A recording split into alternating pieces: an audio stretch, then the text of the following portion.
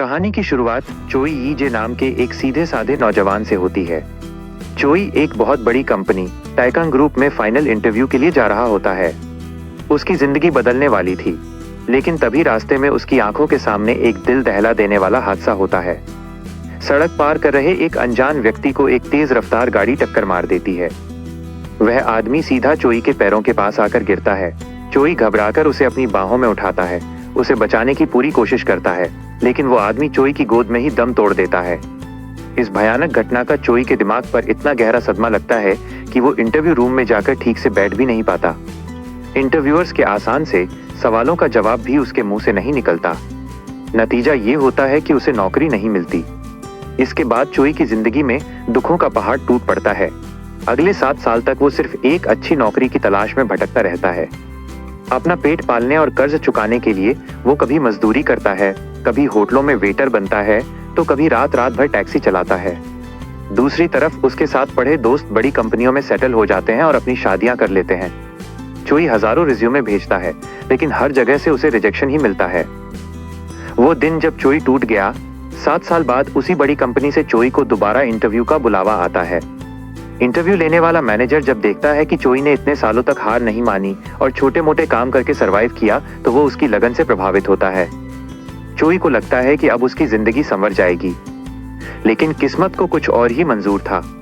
Interview से बाहर आते ही उसे खबर मिलती है कि जिस दोस्त के जरिए उसने अपने जीवन की सारी जमा पूंजी, इंसेंटिव मनी एक जगह इन्वेस्ट की थी, वो कंपनी रातों रात ठप हो गई और उसका सारा पैसा डूब गया। गुस्से और हताशा में चोई उस इन्वेस्टर के घर जाकर दरवाजा पीटने लगता है, लेकिन पड़ोसी उस पर पुलिस बुला लेते हैं।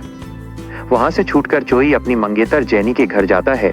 जेनी ही उसकी जिंदगी का इकलौता सहारा थी, लेकिन वहां चोई देखता है कि जेनी एक महंगी गाड़ी से उतर रही है और उस गाड़ी को एक अमीर आदमी चला रहा है। चोई का आत्मसम्मान पूरी तरह टूट जाता है। जेनी उसकी हालत देखकर मदद के लिए कुछ पैसे आगे बढ़ाती है, लेकिन चोई गुस्से और हीन भावना में आकर उससे कहता है कि मुझे भूल जाओ, मैं नहीं चाहता कि तुम अपनी जिंदगी एक नाकाम इंसान के साथ बर्बाद करो। जब चोई अपने किराए के कमरे पर लौटता है, तो एक और झटका उसका इंतजार कर रहा था। मकान मालिक ने किराया न मिलने की वजह से उसका सारा सामान सड़क पर फेंक दिया था और अगली ही सुबह उसके फोन पे एक मैसेज आता है कि वो उस बड़ी कंपनी के इंटरव्यू में भी सिलेक्ट नहीं हुआ है। हर तरफ से हार चुके चोई का दिमाग काम करना बंद कर देता है। उसे लगता है कि जिस दिन से उस अजनबी ने उसकी बाहों में दम तोड़ा था, उसकी किस्मत पर ताला लग गया है। वो एक ऊंची बिल्डिंग की छत पर जाता है। अब उसके मन में मौत का कोई डर नहीं था। वो चिल्लाता है कि मौत ही इस दर्द से मुक्ति का एकमात्र रास्ता है और छत से नीचे कूद जाता है। जैसे ही चोई नीचे गिरता है, चारों तरफ घना अंधेरा छा जाता है। जब उसकी आंख खुलती है, तो वो खुद को एक आलीशान प्राइवेट जेट की सीट पर पाता है। वो अपने चेहरे पर बंधी पट्टी हटाता है और सामने लगे मॉनिटर में देखता है। वो चेहरा उसका नहीं, बल्कि किसी बेहद अमीर आदमी का था। तभी उसके सामने सफेद कपड़ों में एक रहस्यमयी और डरावनी औरत प्रकट होती है। ये कोई और नहीं, खुद मौत की देवी डेथ हेल थी। मौत की देवी चोई पर बेहद गुस्से में थी। वह कहती है, तुम इंसानों को लगता है कि खुदकुशी करके तुम अपने हिस्से का दर्द खत्म कर लेते हो, लेकिन तुम भूल जाते हो कि मौत कितनी भयानक होती है। तुमने खुद अपनी मौत का फैसला करके मेरा अपमान किया है और अब तुम्हें इसकी सजा भुगतनी होगी। मौत की देवी चोई को उस प्लेन से सीधे नर्क के एक ऊंचे टावर पर ले जाती है, जहां नीचे धधकती हुई आग की नदियां थीं और करोड़ों पापी आत्माएं दर्द से चीख रही थीं। देवी चोई को नीचे फेंक देती है, जहां नर्क के खूंखार राक्षस उसे नोचने लगते हैं। चोई दर्द से तड़प उठता है। अगले ही पल वो फिर से उसी प्राइवेट जेट में आ जाता है। मौत की देवी उसे इस खेल के नियम समझाती है। सजा के नियम, चोई को 12 ऐसे लोगों के शरीरों में भेजा जाएगा जिनकी मौत बहुत करीब है। उसे 12 बार अलग अलग शरीरों में जाकर मरने का दर्द सहना होगा, लेकिन अगर वो अपनी चालाकी या ताकत से इन 12 मौकों में से किसी एक में भी उस शरीर को जिंदा बचा ले गया, तो वो नर्क की सजा से मुक्त हो जाएगा और उसी इंसान के रूप में अपनी बाकी की जिंदगी जी सकेगा। जैसे ही मौत की देवी गायब होती है, चोई के सामने हवा में एक तैरता हुआ चमकता हुआ क्रिस्टल पत्थर आता है। यह पत्थर सीधा चोई के माथे दिमाग के अंदर समा जाता है। इस पत्थर का काम ये था कि ये जिस भी शरीर में चोई जाएगा, उस व्यक्ति की सारी यादें, उसका भूतकाल, उसकी कला, उसकी ताकत और उसकी सारी खूबियां पल भर में चोई के दिमाग में ट्रांसफर कर देगा। इस पत्थर के बिना चोई को पता ही नहीं चलता कि वो किसका शरीर इस्तेमाल कर रहा है। चमकते पत्थर के दिमाग में घुसते ही चोई को पता चलता है कि वो उसी टाइकन ग्रुप कंपनी के मालिक के छोटे बेटे पार्क जिनटे के शरीर में है। चोई बेहद खुश हो जाता है। वो सोचता है कि इस अमीर शरीर को बचाना बहुत आसान है। वो आराम से सीट बेल्ट बांधता है और सोचता है कि अब वो अरबों की संपत्ति का मालिक बनकर राज करेगा। लेकिन तभी अचानक प्लेन के इंजन में एक जोरदार धमाका होता है। हवा का दबाव बढ़ने से प्लेन की खिड़कियां टूट जाती हैं और पूरा प्लेन आग के गोले में बदल जाता है। चोई चीखते हुए जिंदा जल जाता है। चोई फिर से नर्क के दरवाजे पर आंख खोलता है। मौत की देवी हंसते हुए उसकी छाती में गोली मारती है और वो सीधे आसमान से नीचे गिरने लगता है। इस बार चमकता पत्थर उसके दिमाग में जाता है और उसे पता चलता है कि वो सॉन्ग जेसयोब नाम के एक मशहूर स्पोर्ट्स स्टंटमैन के शरीर में है। यह स्टंटमैन बिना पैराशूट के आसमान से सीधे जमीन पर बने एक छोटे से नेट में कूदने का लाइव स्टंट कर रहा था, जिसे दुनिया भर के करोड़ों लोग टीवी पर लाइव देख रहे थे। स्पॉन्सर्स ने वादा किया था कि अगर वो बच गया तो उसे $3 बिलियन मिलेंगे। चोई को स्टंटमैन की यादों से लगता है कि वो ये कर सकता है।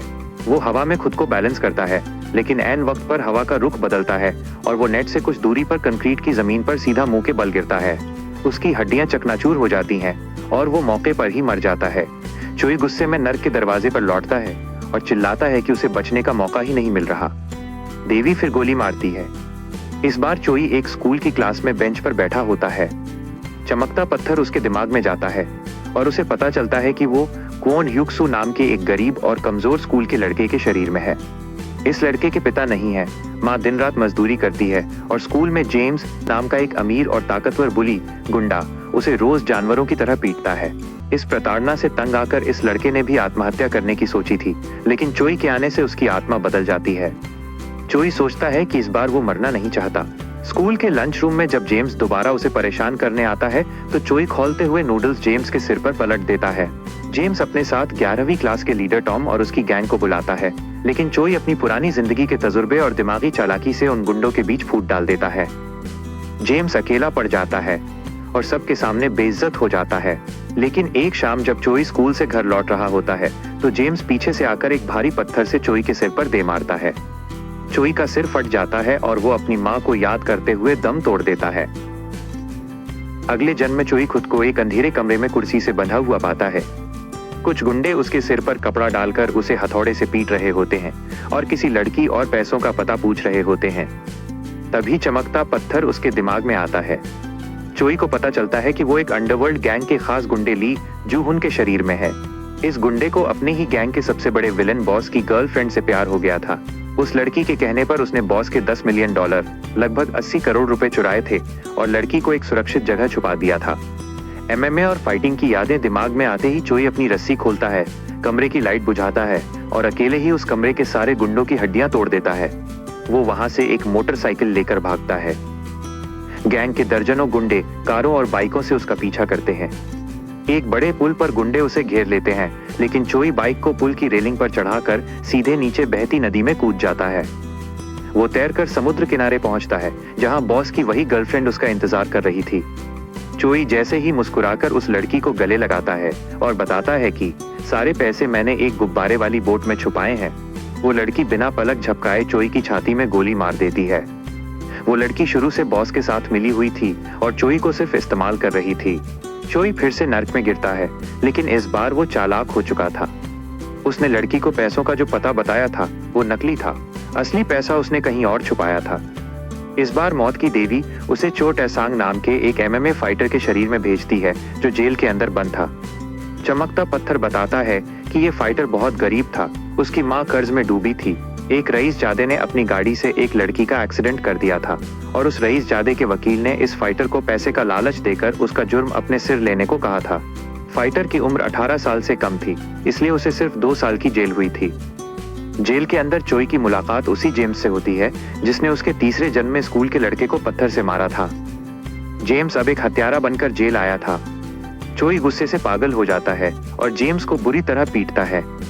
चोई रात को जेम्स के पास जाता है और उस मरे हुए स्कूल के लड़के की आत्मा का नाटक करके जेम्स को इतना डराता है कि जेम्स पागल होने की कगार पर पहुंच जाता है।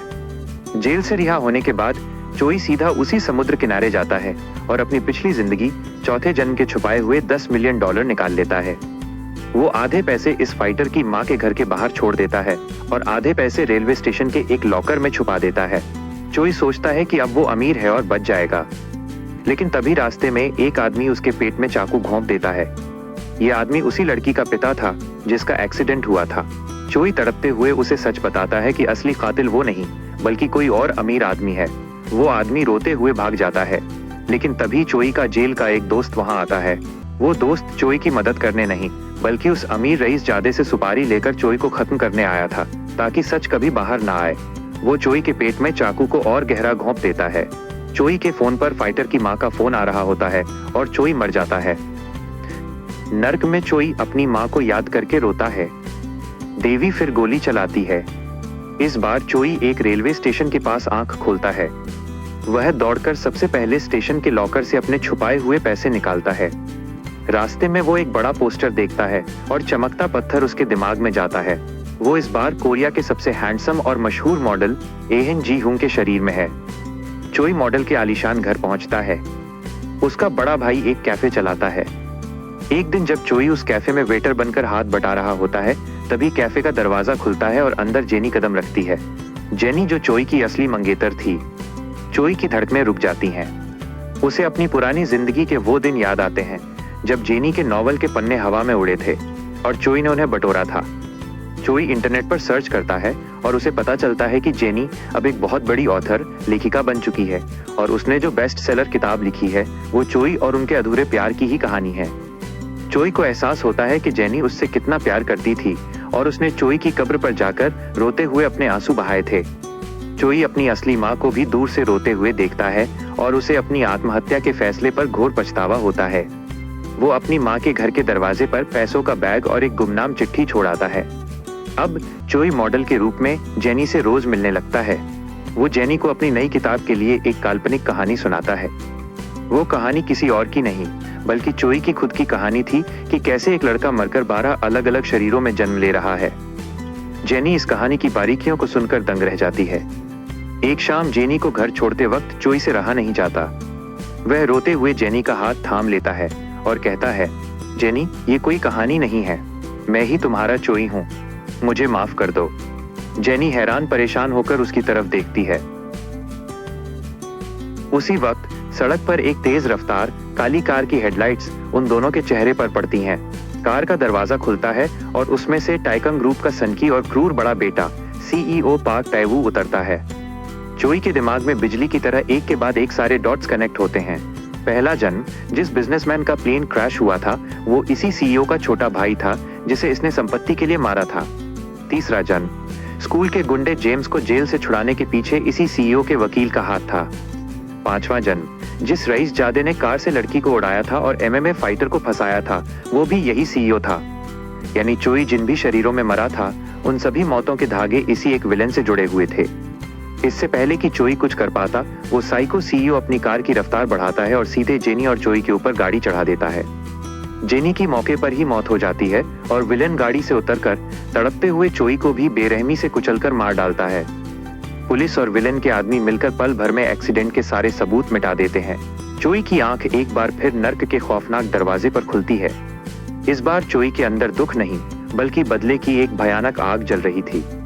उसे समझ आ गया था कि जब तक वो उस सीईओ को खत्म नहीं करेगा वो किसी भी शरीर में जिंदा नहीं बच सकता। चोई गुस्से में चिल्लाता है, दौड़कर मौत की देवी के हाथ से बंदूक छीनता है और सीधा देवी पर ही गोली चला देता है। इसी सस्पेंस और हाई एनर्जी मोड पर इस वीडियो की कहानी का पहला भाग खत्म होता है। दोस्तों, वीडियो पसंद आया हो तो वीडियो को लाइक करें और चैनल को सब्सक्राइब जरूर करें।